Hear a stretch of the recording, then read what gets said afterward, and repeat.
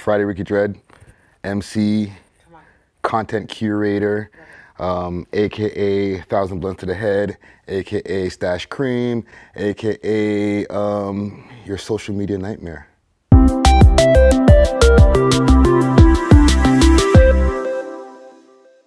Welcome back, you guys, to Worldwide Entertainment Television. I'm Nisa Hott, and I'm sitting here with a man of many hats. He does it all. Please introduce yourself, sir.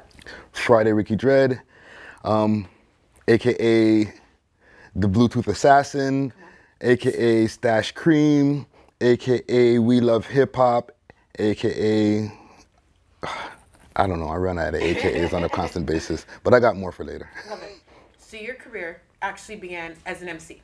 Yes. That was the first half. I'm still an MC. Okay, dope. I'm actually going to be retiring very soon, and then just taking my role as a content curator. I guess I've given myself that title, content curator, right? And yeah, I started way back in the 90s. You know what I mean? When like lyrics really mattered. Yeah. I grew up in Montreal, so I made that transition from Montreal to here like around 97. 97 is a hard time to cut into hip hop. Yeah. Right?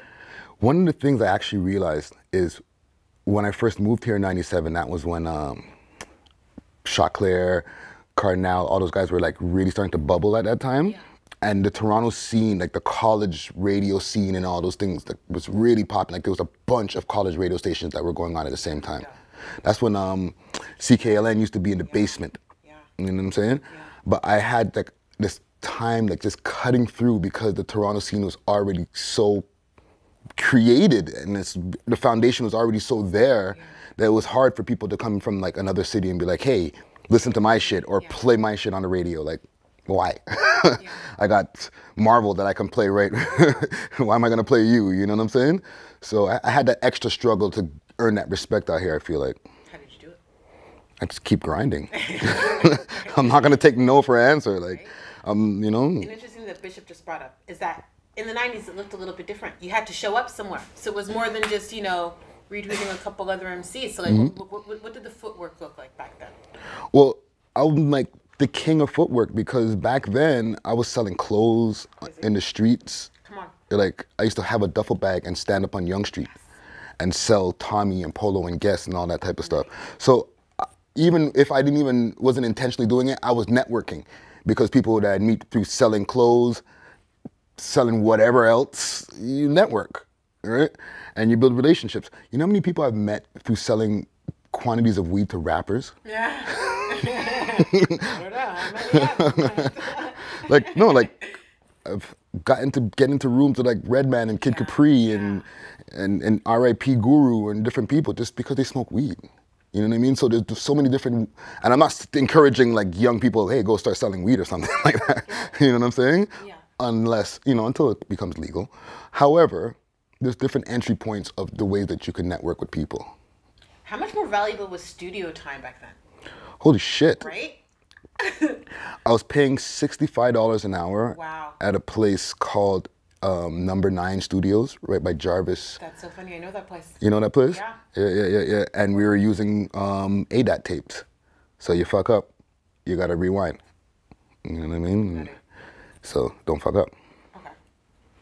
So now you've gone from MC. What's the first kind of branch off you did from hip hop and what kind of caused that? I wanted to know more about the business. And that's when I moved here.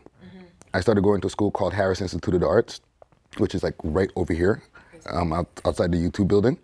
And I started learning about management and marketing and stuff like that. And then from there, I started working on a street team. I started working for a woman named Kim McKenzie, who she used to run the Warner Street team at the time. Worked my ass off and tried to do as much as I can at the time, to the point where she let me run the street team when she took over a different role. And then I took over and had a cross-Canada street team. Made more connections, right? We're doing release parties for like Mobb Deep, Corrupt, Missy album, like, you know what I mean? We're plastering poster boards all over the city. We're outside of the clubs. I'm out there with my street team, you know what I mean? And we're getting into all this stuff because we're the street team. So more connections. And I'm still rapping. You know what I'm saying? So I built so much different connections through that it was a no-brainer to even get into management. All right. I started managing various like artists in the city that didn't really get as much notoriety as I wish they would have. Even in Montreal, I started managing a girl named Black Pearl, who was a byproduct of a group called the Butter Babies, who had some notoriety back in the days. All right, so do your Googles, anybody who doesn't know who they are. But eventually I started managing a guy named Scandiliss, who was part of a group named Empire. Right, that group had a lot of notoriety already in the city and in the country. All right, and himself, he was such a big guy in the battle rap scene, like the battle rap scene of back then, that he was also known as a solo guy or the guy who was just killing all the battles. So I managed him. Eventually started managing the whole group. More connections. What does management look like? What should people be looking for in a manager? Somebody who's able to take the connections that they have and get you to a further place. A manager without connections? Possible? A manager, you can have a manager without connections, but he better be able to work his ass off and go get connections. He needs to go out to all of the events that are going on, giving out business cards, making himself known as the person to come and do business with. Right? There's a lot of people who weren't managers before they came up with the artist, and they said, I'm the guy who has a better business mind than the artist who's just an artist. And he learned how to be a manager, or she learned how to be a manager. So you don't necessarily have to have the connections, right? But you have to have the will, right? Yeah, the work ethic. The work ethic definitely has to be there. So how many albums have you done? Me personally, I've done 3 albums and 1 EP. I started putting out albums in 2012. I had a space of time. I put out a bunch of mixtapes before that, a bunch of solo mixtapes. When I started doing the management with Empire, I put most of my focus in that. That's important anyways. Right, because I think it's hard for artists to properly manage other people. Yeah. That's why I don't manage now. Right? Because like I take my artistry really seriously, or I over the last 4 or 5 years, I've been taking my artistry really, really, really seriously. And management would be a detriment to the person I'm managing. Right?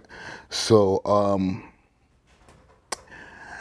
I went away for a little while, and that kind of stopped the whole Empire movement, right? And the Empire movement was a big movement. There was different people that have gone on to different places that we've worked with.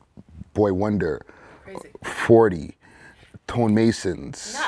All of these guys you're naming are like tops. Yeah, they're all people who worked on that monumental album that came out called the Get It album that I executive produced, right? Another Google. All right, do your Googles. Empire, 5th Letter Fam, Get It. You're gonna find a bunch of stuff. There's so much Toronto hip hop that's being like forgotten or not spoken about. Oh, the people who know Toronto hip hop know that that's a certified classic in this, and their album before The Table of Nonsense is also a classic, which was pretty much almost completely produced by 40 and another guy named Arithmetic and a few different guys, but that was like part of his inception into the scene also, right? But yeah, that whole thing ended, like let's say 2000, end of 2009, 2010, when I got into some trouble with the law, had to go away for a little while. When I came home, that's when I started getting more serious about my solo stuff.